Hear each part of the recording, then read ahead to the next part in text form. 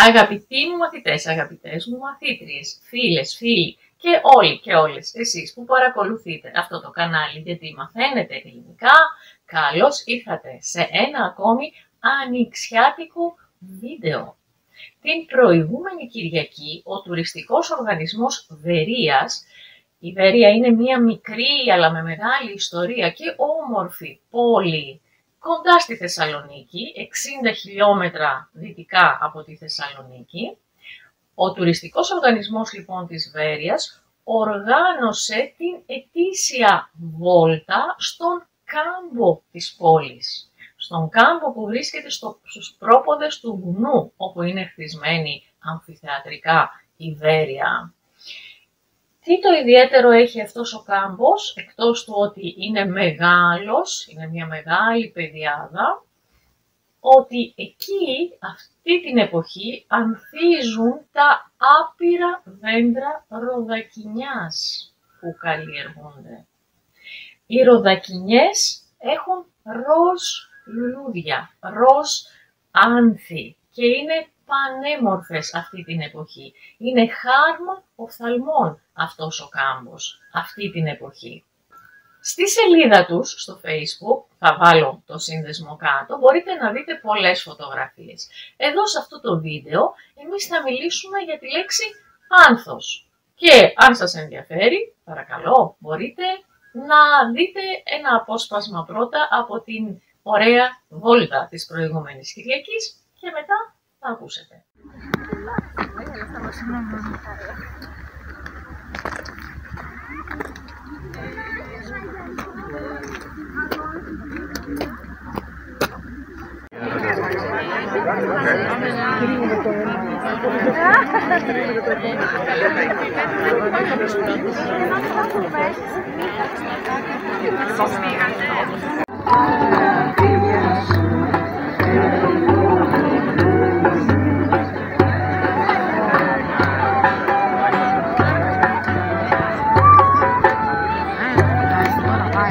Το άνθος είναι το λουλούδι. Το άνθος, τα άνθη πληθυντικός. Έχει δύο τύπους. Δηλαδή έχει ουδέτερο, αλλά έχει και αρσενικό. Είναι ο ανθός πληθυντικός ή ανθή. Το ρήμα είναι ανθό. Τα φυτά ανθούν την άνοιξη. Ανθώ, άνθησα με ήτα, αυτά τα ρήματα, δείτε την ορθογραφία, αλλά και ανθίζω. Ανθίζω, άνθησα με γιώτα, γιατί είναι ρήματα σε ίζο. Εκτός από το ουσιαστικό ανθός, η διαδικασία, η κατάσταση όταν ένα φυτό έχει άνθη, είναι η άνθηση. Όμως τη λέξη αυτή τη χρησιμοποιούμε και μεταφορικά. Λέμε η άνθηση των τεχνών, η άνθηση των γραμμάτων. Όταν κάτι βρίσκεται σε μια πολύ καλή στιγμή του, ανθεί, γίνεται όλο και καλύτερο, για παράδειγμα. Δεν ξέρω αν χρησιμοποιείτε εσείς στις γλώσσες σας τη λέξη άνθηση με αυτόν τον τρόπο.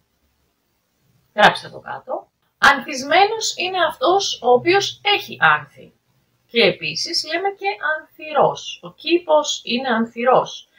Είναι ανθισμένα τα φυτά, τα λουλούδια που είναι μέσα. Άνθινος είναι αυτός που είναι φτιαγμένος από λουλούδια. Φοράει ένα άνθινο στεφάνι στα μαλλιά. Τι ομορφιά, άνοιξη.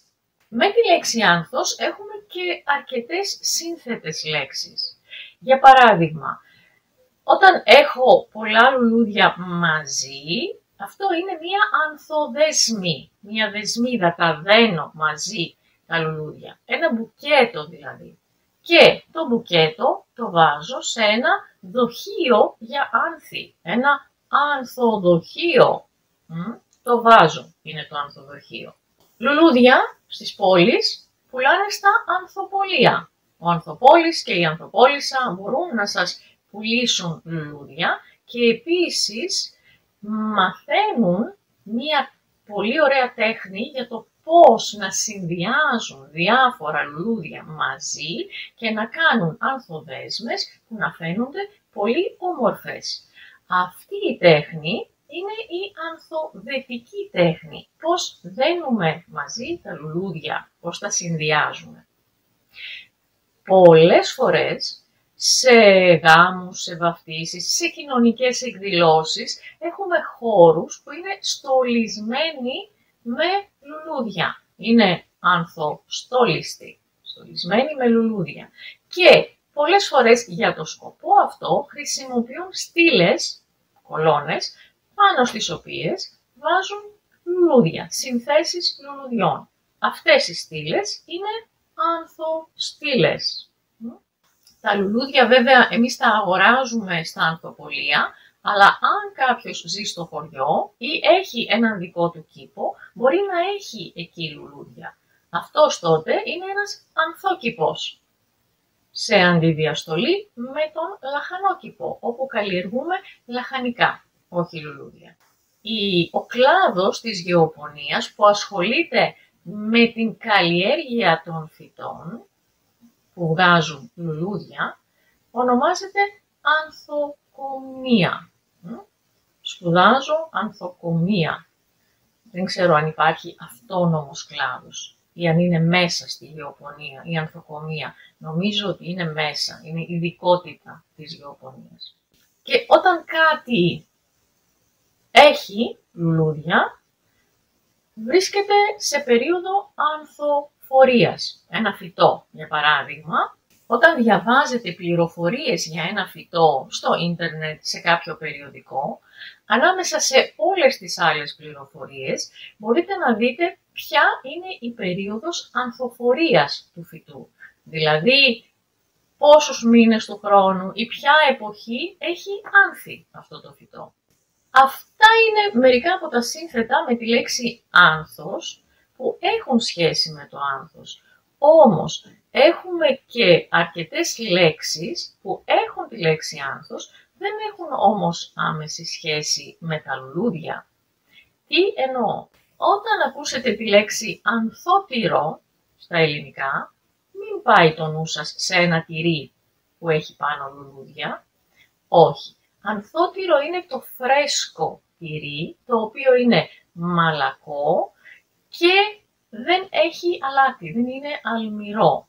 Ανθότυρο χρησιμοποιούν πάρα πολύ στην Κρήτη και φτιάχνουν πάρα πολύ ωραία πιτάκια, τυροπιτάκια και γλυκά και αλμυρά, αναλόγως με το τι προσθέτουν εκεί. Πάρα πολύ ωραίες κρητικές συνταγές με ανθότυρο. Ανθολόγιο και ανθολογία και το ρήμα ανθολογώ. Ανθολογώ είναι σαν να περνάω και κόβω κάποια λουλούδια. Οπότε, όταν ανθολογώ κάτι, όχι δεν μαζεύω λουλούδια, αλλά μαζεύω τα καλύτερα από μία κατηγορία πραγμάτων. Για παράδειγμα, μία ανθολογία τραγουδιών του τάδε συνθέτη. Κάποιος επέλεξε τα καλύτερα κομμάτια και τα συγκέντρωσε σε έναν δίσκο, σε μία δουλειά. Στο σχολείο, στο δημοτικό κυρίως σχολείο, στην Ελλάδα, υπάρχει ένα βιβλίο που ονομάζεται ανθολόγιο. Το ανθολόγιο είναι βιβλίο στο οποίο υπάρχουν ποίηματα, λογοτεχνικά κείμενα, ανάλογα με την ηλικία, με την τάξη στην οποία βρίσκονται τα παιδιά, που σκοπό έχουν να φέρουν σε επαφή τα παιδιά με την λογοτεχνία. Αυτά είναι τα ανθολόγια.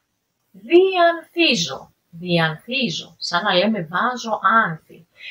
Πότε διανθίζω κάτι, είπαμε μεταφορικά. Μεταφορικά χρησιμοποιούμε αυτό το ρήμα και σημαίνει στολίζω. Για παράδειγμα, στην εκδήλωση χτες ο Νίκος μίλησε και διάνθησε την ομιλία του με αστεία στιγμιότυπα από την ζωή του. Την στόλισε, την έκανε όμορφη την ομιλία του. Ανθίζομαι. Το ρήμα ανθίζω έχει μεν ενεργητική μορφή, είναι όμως παθητικό ρήμα. Εγώ βγάζω άνθη. Δεν υπάρχει παθητικό ρήμα. Με κατάληξη εννοώ παθητική. Τι συμβαίνει, τι είναι το ανθίζομαι? Ανθίζομαι σημαίνει αντιλαμβάνομαι, καταλαβαίνω, παίρνω είδηση, παίρνω χαμπάρι ότι κάτι συμβαίνει. Υπάρχει ένα παλιό τραγούδι που θα σας βάλω και κάτω το σύνδεσμο για να το ακούσετε, που λέει «Τα παραμύθια σου τα ανθίστηκα πια τώρα». Τα κατάλαβα ότι μου λες παραμύθια, κατάλαβα ότι μου λες ψέματα. Ανθίζομαι λοιπόν, είναι ένα ρήμα που χρησιμοποιούμε στην άργο. Και θα σας πω και δύο εκφράσεις που είναι ωραίο να τις ξέρετε. Η πρώτη έκφραση είναι όταν μιλάμε για κάποιον και λέμε ότι βρίσκεται στο άνθος της ηλικίας του. Τι εννοούμε? Το άνθος είναι πάντα η περίοδος της ανθοφορίας, είναι η περίοδος που ένα φυτό είναι πολύ όμορφο. Ένας νέος άνθρωπος βρίσκεται στο άνθος της ηλικίας του. Είναι η νιώτη, τα νιάτα. Και όταν δύο άνθρωποι παντρεύονται, τους εύχονται βίον ανθόσπαρτον. Βίον, το νη μη σας ενοχλεί, είναι παλιότερη μορφή. Ο βίος είναι η ζωή. Ανθόσπαρτος, σπαρμένος με λουλούδια. Μία ζωή, δηλαδή τους εύχονται σπαρμένοι με λουλούδια. Περπατάμε και γύρω γύρω είναι όλα πολύ όμορφα. Θα σας βάλω και γι' αυτό ένα τραγούδι, υπήρχε και μία σειρά παλιότερα στην τηλεόραση. Βίος ανθόσπαρτος. Ο μήνας αυτός που διανύουμε τώρα, στην αρχαία Αθήνα ονομαζόταν Ανθεστηριών. Ξέρετε ότι είχαν άλλα ονόματα οι μήνες. Ακριβώς όχι αυτός, όχι ο Μάρτιος δηλαδή, ήταν ο μήνας από τα μέσα του Φεβρουαρίου μέχρι τα μέσα του Μαρτίου. Ονομαζόταν Ανθεστηριών και στη διάρκεια αυτού του μήνα γινόταν μία τριήμερη γιορτή προς τιμήν του Διονύσου. Η γιορτή αυτή ονομαζόταν Ανθεστήρια. Τα Ανθεστήρια, πληθυντικός. Εννοείται ότι καταλαβαίνουμε, η φύση βρισκόταν στην καλύτερη της ώρα, όλα ήταν σε άνθηση, εξού και το όνομα του μήνα, εξού και το όνομα της γιορτής. Τι ωραία που δένουν όλα αυτά και με τις σύγχρονες παραδόσεις, με το καρναβάλι, το τέλος του χειμώνα, την αρχή της άνοιξης, τον Διόνυσο που γιορτάζει τη ζωή. Αυτά νομίζω ότι είχα να σας πω. Αν θέλετε να σχολιάσετε κάτι, ευχαρίστως θα το διαβάσω.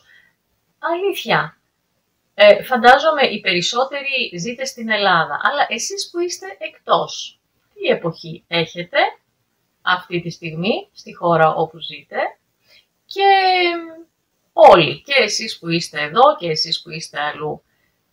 Άραγε, ποια εποχή σας αρέσει πιο πολύ? Ποια είναι η αγαπημένη σας εποχή? Θέλετε να απαντήσετε σε αυτό το ερώτημα? Θα χαρώ πολύ να διαβάσω τι έχετε να πείτε. Αυτά για σήμερα, τα λέμε την επόμενη, ελπίζω, Κυριακή. Να είστε όλοι και όλες καλά. Γεια σας!